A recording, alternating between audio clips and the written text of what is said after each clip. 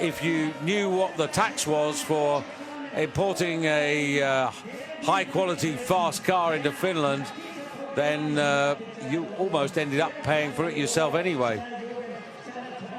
But I've always thought for the last few seasons that the actual prize money, when you consider that they invest something like $6.5 million to have a prize for the first man of only 20,000, is not good enough. So here we go. Backwind has returned by and large. Very quiet, less than a meter per second. This is not going to ruffle or upset Ryoyu. Look how focused he is on the bar. He says he doesn't like performing under floodlights. Didn't seem to make much difference in the qualification. Smooth as silk off the table. And there it is, comfortably surpasses 130 meters. Yet again in adverse conditions, 135. Star marks will be at least 18 and a half. And just takes it in his stride. And Robert Johansson at the top of the table. And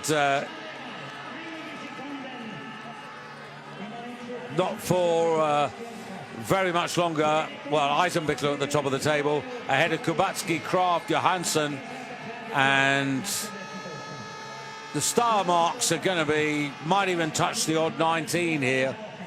This is just superb. He's so composed, relaxed, doesn't overcook it. And Junshiro and Mr. Miyahira and Kasai and all the Japanese team will rejoice to see him safely down. And Kobayashi, well, he's not going to be too bothered that he's in fourth place.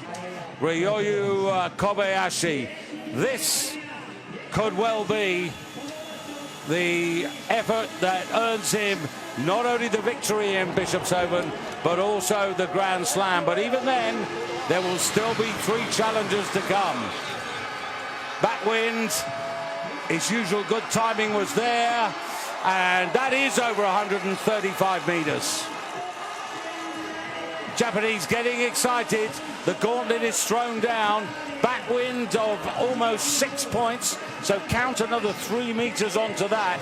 137 and a half. He outdistances Laie. Kasai is congratulating him. He thinks he's there, but he's not there yet.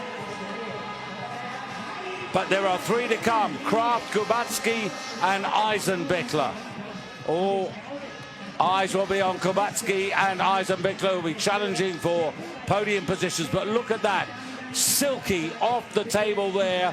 Quick over the skis. Closes brilliantly. Puts the power down. And these star marks, well, listen to this. 19 and a half, 19, 19 and a half, 19 and a half, 19. Is any one of the 3 men who follow Ryoyu going to match that? Asked and answered. The challenge, 282.1 points. 3 points ahead of Kraft, but more relevantly ahead of Laie. He had a big advantage of 16 points. So now, the final throw of the dice. Marcus Eisenbichler. And you know that Kobayashi is champion of the 4 hills and joins that special elite club of 2. Now it's 3, and it's Sven Hannibal, Kamelstock and Ryoyu Kobayashi.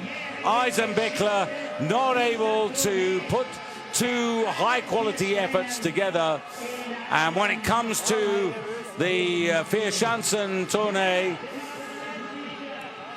well, just will bring you the points when they're all accumulated. But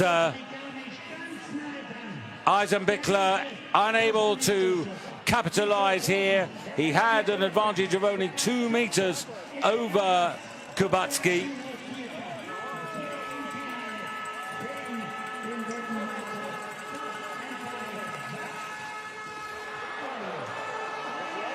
And Eisenbichler, as I should have said, had only an advantage of 2 meters over Kobayashi. And the Japanese hold their champion high.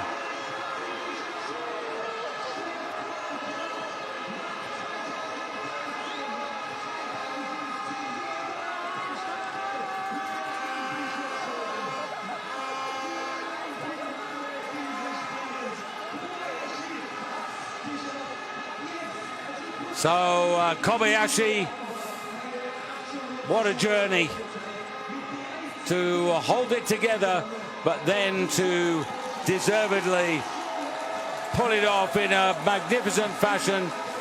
I have to say the bookmakers were never in doubt, but there's a big difference actually putting a bet on, which made him almost evens favourite at the beginning, and then carrying this out in superb fashion.